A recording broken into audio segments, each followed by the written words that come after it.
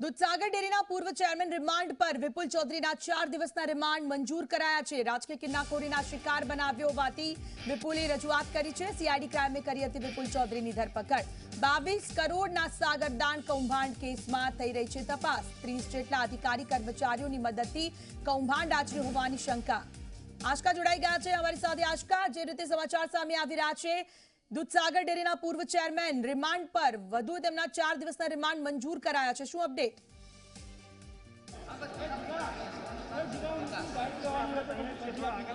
जी ચોક્કસથી ખ્યાતિ દૂધસાગર ડેરીના પૂર્વ ચેરમેન અને પૂર્વ ગૃહમંત્રી વિપુલ ચૌધરીના 14 દિવસના જે રિમાન્ડ છે અમદાવાદ સીઆઈડી ક્રાઇમ કોર્ટ દ્વારા મંજૂર કરવામાં આવ્યા છે। સીઆઈડી ક્રાઇમ દ્વારા 14 દિવસના રિમાન્ડની માંગણી કરવામાં આવી હતી, જેમાંથી 4 દિવસના રિમાન્ડ મંજૂર કરવામાં આવ્યા છે। કોર્ટમાં રજૂઆત કરવામાં આવી હતી સીઆઈડી ક્રાઇમ દ્વારા, ખાસ કરીને કે જે આરોપી છે તેની ઉપર ગંભીર પ્રકારનો ગુનો છે, આંતરરાજ્ય ગુનો છે, કારણ કે દૂધસાગર જે ડેરી છે તેની અન્ય રાજ્યોમાં પણ શાખાઓ છે।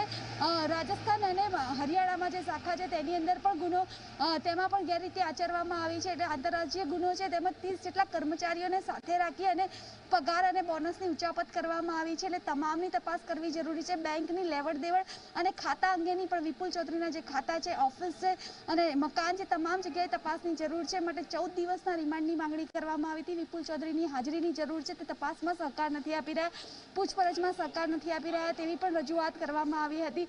બંને પક્ષની રજૂઆત સાંભળ્યા બાદ કોર્ટે 4 દિવસના રિમાન્ડ મંજૂર કર્યા છે। વિપુલ ચૌધરીના જે એડવોકેટ હતા તેમના દ્વારા એવી રજૂઆત કરવામાં આવી હતી કે 22 કરોડની જે ઉચાપત કરવામાં આવી હતી તેમાંથી 9 કરોડ જેટલા રૂપિયા વિપુલ ચૌધરીએ જમા કરાવી દીધા છે, માત્ર 5 કરોડ બાકી છે। જે 5 કરોડ છે તે કેમ હજુ સુધી જમા નથી કરાયા તેની પણ ખુલાસો કોર્ટ દ્વારા માંગવામાં આવ્યો હતો। બીજી તરફ જે વિપુલ ચૌધરી છે તેના દ્વારા અન્ય એક અરજી કરવામાં આવી હતી કે 5 ડિસેમ્બર એટલે 5મી જાન્યુઆરીએ જે ઇલેક્શન છે દૂધસાગર ડેરીના, તેને લઈ અને ફોર્મ ભરવાના છે, માટે જેલમાંથી ફોર્મ ભરવા માટેની પરમિશન આપવામાં આવે।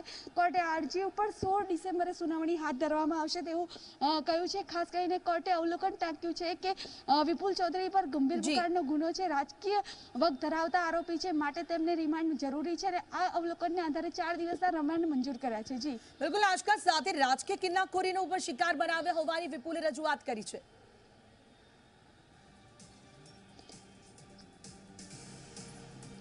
જે ચોક્કસથી વિપુલ ચૌધરીના એડવોકેટ દ્વારા એવી કોર્ટમાં રજૂઆત કરવામાં આવી હતી કે રાજકીય કિન્નાખોરી રાખી અને તેમની ધરપકડ કરવામાં આવી છે, તેમની સામે ખોટા આરોપ મૂકવામાં આવે છે। તેમને તેમના લેટર પેડ ઉપર જણાવ્યું હતું કે તેમને 11.5 કરોડ રૂપિયા જમા કરાવી દીધા છે અને જે તે વખતે ટ્રિબ્યુનલ કોર્ટ દ્વારા તેની ઉપર મનાઈ હુકમ પણ આપવામાં આવ્યો હતો, પરંતુ ત્યારબાદ દૂધસાગર ડેરીના જે સાગરદાણાની જે કૌભાંડ હતું તે તમામ બાબતોને ચેક કરતા આજે ગઈકાલે તેમની ધરપકડ કરવામાં આવી હતી અને કોર્ટમાં રજૂ કરવામાં આવ્યા। તેમના વકીલ તરફથી મુખ્ય રજૂઆત કરવામાં આવી હતી કે રાજકીય કિન્નાખોરી રાખવામાં આવી છે, પરંતુ જે સીઆઈડી ક્રાઇમ દ્વારા રિમાન્ડના કારણો રજૂ કરવામાં આવ્યા છે તેમાં મુખ્ય કારણ આંતરરાજ્ય ગુનો છે, કારણ કે દૂધસાગર ડેરીની જે અનેક રાજ્યોમાં શાખાઓ આવેલી છે ત્યાં તમામ જગ્યાએ નાણાકીય ઉચાપત કરવામાં આવી છે અને તેનું સંચાલન મહેસાણાથી થતું હતું। તે સમયે વિપુલ ચૌધરી ચેરમેન હતા, માટે તમામ જે દિશાઓમાં તપાસ કરવાની છે તેમને સાથે રાખવા જરૂરી છે તેવી રજૂઆત કરતા કોર્ટે 4 દિવસના રિમાન્ડ મંજૂર કર્યા છે। જી આભાર આશકા, તમામ માહિતી બદલ। વધુ માહિતી માટે આપના સંપર્કમાં રહીશું। દૂધિયું રાજકારણ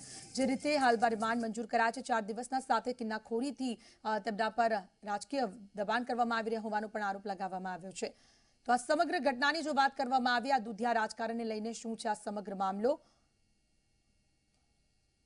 2013માં મહારાષ્ટ્રમાં 22 કરોડનું સાગરદાન કૌભાંડ, કોર્ટે 40% રકમ જમા કરાવવાનો કર્યો હતો આદેશ।